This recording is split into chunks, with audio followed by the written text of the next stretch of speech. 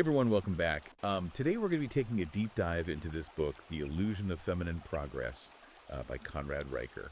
Oh, yeah. You sent this in, and it seems like you're really interested in, like how societal changes are impacting men, especially when it comes to this whole like red pill philosophy and stuff. Yeah, absolutely.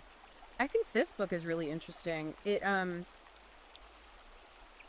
of, digs into some of the anxieties that men are feeling today. And it uses this really interesting concept of the red pill, just like in the movie The Matrix.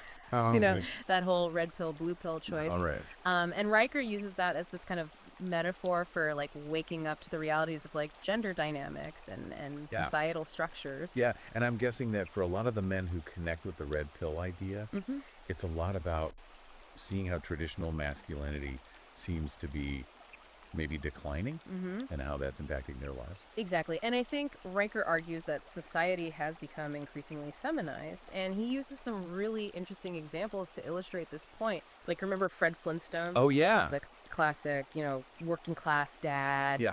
And he compares him to male characters in shows like The Big Bang Theory. And he argues that the media often shows men as incompetent or even villainous these days. Okay, so how does this tie into this masculinity crisis that Riker talks about? Well, he suggests that men are struggling with their identity because those traditional roles that they used to have, like provider, protector, those things are being eroded. Right. And he even tells the story of Mike, this guy who was like a star athlete in school, you know? But he just felt lost as an adult, like the world no longer valued his strengths. Yeah, and I think that's something that a lot of men can relate to. What's interesting is that he links this directly to men's mental health. Yeah. He brings up the statistic that men are 4 times more likely to commit suicide than women. Wow. Is he saying that that's all down to societal expectations? Well, I think a big part of his argument is that men are discouraged from being vulnerable or seeking help. That makes sense. It's like there's this pressure to be strong and silent, which doesn't really allow space for expressing emotions or, seeking help when you need it. Right. But is he saying that we need to go back to some old-fashioned idea of what it means to be a man? I don't think so. I think he acknowledges that things need to evolve. Okay. But he's highlighting the potential consequences of throwing out traditional roles and values completely. Yeah. I think he's saying we need to find a balance. That's a crucial point. Yeah. And it's not just personal lies he's talking about. He also claims that boys are being disadvantaged in the education system as well. Yeah, he even suggests that schools aren't designed for how boys learn best. Oh. And that there aren't enough positive male role models in education. He talks about this boy who thrived after switching to a single-sex school. Yeah. That's a pretty radical solution, isn't it? I mean, could that even work for everyone? That's a big question. And it leads to this bigger debate about whether the current system is really failing guys. And if so, what the alternatives might be. Now, he doesn't stop there. He goes on to say that there are systemic biases against men, especially in family courts. He even uses the Johnny Depp and Amber Heard case as an example of how accusations can impact a man's life. That's right. And he cites statistics suggesting that mothers are often favored in child custody cases. Wow. And that alimony can be a huge financial burden for men. It almost sounds like he's suggesting that there's this presumption of guilt against men in certain situations. Sure. He uses some pretty strong language here. Okay. He actually refers to it as a war against men, Wow. playing out in courts, in the media, and even in everyday life. Wow. That's a powerful statement. I'm really curious to hear more about this war against men and how he thinks it's affecting society as a whole. Yeah, But maybe that's a good place to pause for now and pick it up in the next part. I agree. There's a lot to unpack here. Yeah. And I think diving into the specifics of his argument will be really illuminating. Sounds good. We'll be back to dig deeper into the illusion of feminine progress after a quick break. So this war against men that Riker describes, it's really central to his argument. Yeah, I'm curious about that. How does he actually define this war? This is a pretty provocative term. Well, he points to this idea of a victim narrative that's become really prominent. Okay. And he says it often overlooks men's struggles. Uh-huh. He even uses the hashtag #MeToo movement as an example. Okay. While he acknowledges its importance, Yeah. he questions whether it sometimes goes too far and silences men. I see where he's coming from. It's like he's saying we need to be careful not to shut down men's perspectives. Even as we're trying to address legitimate concerns about harassment and abuse. Exactly. Okay. And he's not saying that we should dismiss women's experiences at all. Right. But he is urging us to consider that maybe there are multiple victims in some situations, Right. and that men's pain is often ignored. I'm starting to see how he links all of this back to the mental health crisis we were talking about earlier. Exactly. He argues that this dismissal, combined with societal expectations that men should just be strong and silent, contributes to the higher suicide rates among men. That's a pretty sobering thought. It makes you realize how much these unspoken expectations can really weigh on people. Yeah, and he goes even further. Yeah. He talks about the fatherless epidemic and how growing up without fathers is affecting society, especially boys. What's his take on that? He connects fatherlessness to issues like crime, poverty, and even problems in education. Wow. He's a big advocate for fathers being more involved in their children's lives. You know, when you lay it all out like that, Yeah. it's pretty clear how he connects all these different pieces, from individual struggles to societal trends. But so far, we've mostly focused on the problems. Does he offer any solutions? He does. He actually spends a good chunk of the book exploring what he calls the reclaiming of masculinity. Okay. I'm interested. What does that look like? Well, he talks about the importance of positive male role models, Okay. both historical figures like Theodore Roosevelt and modern day figures like Jordan Peterson. Those are some pretty diverse examples. Yeah, and it seems like he's saying that men need to step up and become leaders, mentors, and role models for the next generation. That makes sense. Yeah, But what about those broader societal trends he was talking about? Does he address those? he does. And this is where things get even more interesting. Okay. He dives into this concept called hypergamy, Okay. which he describes as women's natural inclination to seek out partners who have higher status resources and offer more protection. It's like that old saying, women want a man who can build a house, not just live in one. Exactly. And he even uses the Flintstones as an example, Wow. pointing out how Wilma is always pushing Fred to be more successful. So is he saying this is all women's fault? No, not quite. He argues that this drive is natural for women, Okay. but that it's been amplified by the feminist movement, which encourages women to focus on their careers and financial independence. I can see how that could create tension.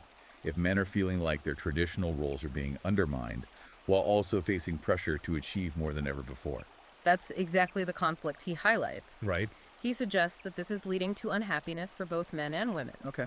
Women are always striving for more, never feeling content, and men are feeling inadequate and resentful because they can't keep up. Wow, that's quite a cycle. But where does this leave us?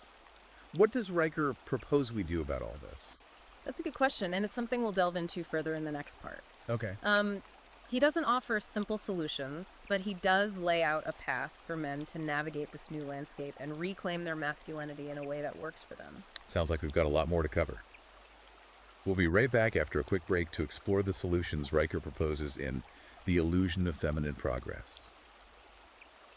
All right, so we're back, and we're ready to unpack this final part of The Illusion of Feminine Progress. We've talked about, the problems that Riker lays out. Right. This war against men and the challenges to traditional masculinity. Yeah.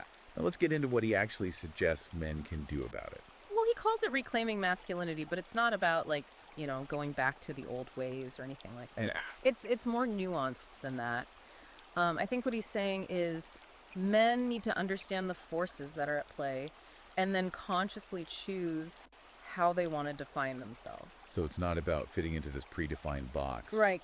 But about kind of actively creating a new definition. Exactly. And he talks about this thing called the sexual marketplace. Okay. And it's basically this idea that dating and relationships are kind of like a market Okay. where men and women are competing for partners. Okay. And he argues that, it's become harder for men to navigate this because of this double standard where they're expected to be strong, but also sensitive, assertive, but not aggressive. It's like they're damned if they do and damned if they don't. Exactly. And he suggests that this confusion is causing a lot of men to just withdraw from relationships completely. Right. He even touches on social media and how that's making things even more complicated Oh, yeah. by presenting these unrealistic ideals. I can see that. It's like everyone's trying to present this perfect version of themselves online. And it's hard to know what's real anymore. Yeah, and it's not just relationships either. He applies this idea of shifting landscape to the workplace, too. Okay. Riker argues that many workplaces have become kind of feminized, Okay. with policies that actually disadvantage men, even if unintentionally. Okay, so how does he back that up? Well, he points to things like flexible work arrangements and diversity quotas. Okay. And he says, these were often meant to be positive changes, Right. but they've ended up pushing men aside, making it tougher to advance in their careers. It's almost like the very things that were supposed to create equality are now creating a new kind of imbalance. That's exactly his point, and he talks about this growing number of men who are choosing to opt out of the workforce altogether. Wow. Because they feel like this system is rigged against them. That's a pretty extreme reaction. Yeah. Is he saying that men should just give up?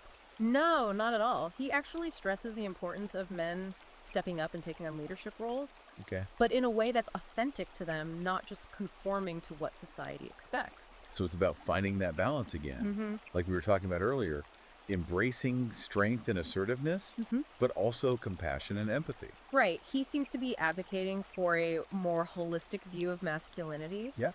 He even discusses this concept of male emasculation, Okay. where men are stripped of their power and their self-worth. It seems like what he's saying is that the pendulum has swung too far in one direction, and now we need to find a way to kind of bring it back to the center. Exactly. And he's not just talking about individual men here. Yeah. He ties this back to fatherhood. And he argues that these societal shifts are making it harder for men to be good fathers. Oh, so Well, he points to things like high divorce rates, single motherhood, and bias against fathers in family courts.